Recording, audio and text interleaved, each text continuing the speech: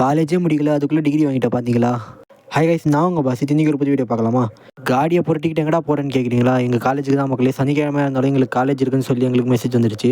நீ திங்கக்கிழமையே காலேஜுக்கு போக மாட்டேன், இதில் சனிக்கிழமை போகிறேன்னு சொல்லி எங்ககிட்ட போய் சொல்லியான்னு கேட்குறீங்களா? எல்லாம் ஒரு காரணமாக தான் மக்களே. இன்றைக்கி சிஎல்பி ப்ராக்டிக்கல் எக்ஸாம் இருக்குன்னு சொன்னதால தான் இன்றைக்கி காலேஜுக்கே வந்தேன்.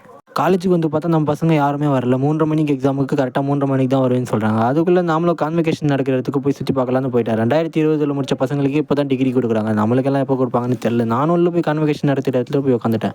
நானும் அந்த இடத்துல கொஞ்சம் நேரம் உட்காந்துட்டு டக்குன்னு நம்ம பசங்க ஃபோன் பண்ணாங்க, எங்கடா போயிருக்கேன், நாங்கள் மொத்த பேர் வந்துட்டோம்னு சொன்னோடனே நானும் போய் அங்கே பார்த்தேன். ஏன்டா வெளியே இருக்கீங்கன்னா, நம்ம சீனியருங்க வந்து கிளாஸில் உட்காந்துட்டு இருக்காங்கடா, அதனால நாங்கள் மொத்த பேர் வெளியே இருக்கோம்னு சொன்னாங்க. சரி கொஞ்ச நேரம் கழிச்சு அவங்களும் வெளியே போயிட்டாங்க. நாங்களும் கிளாஸுக்குள்ளே போய் நல்லா ஃபேனு கீழே பார்த்து போடுற பெஞ்சுன்னு சொல்லி ஃபேனு கீழே பெஞ்சை பார்த்துட்டு கொஞ்ச நேரம் உட்காந்துட்டு இருந்தோம்.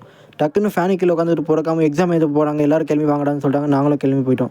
போய் பார்த்தா நம்ம சீனியருங்க தார் எல்லாம் வச்சிருக்காங்கப்பா. நம்ம காலேஜில் படித்து தார் வாங்கிட்டாங்களா, எங்களுக்கு ஒரு மோட்டிவேஷனாக இருக்குது, நாமளும் வாங்குறோம்டான்னு சொல்லிட்டு எல்லாருக்கிட்டையும் கேட்டுட்டு இருந்தா. அதுக்குள்ளே நம்ம பையன் சண்டை போட ஆரம்பிச்சிடா. எனக்கு சண்டை போடலன்னா நாளே விடாது போலப்பா. எல்லா வீட்லையும் சண்டை போட்டுகிட்டே இருக்கேன். எதுக்குடா சண்டை போடுறேன்னா, நான் தாரெல்லாம் அப்புறமா வாங்கலாம், ஃபஸ்ட்டு இந்த கயிற்றுல போட்டுருக்கிற செயினை கொடுறான்னு அவன் செயினை வாங்கி அவன் போட்டுக்க ஆரம்பிச்சிட்டான்.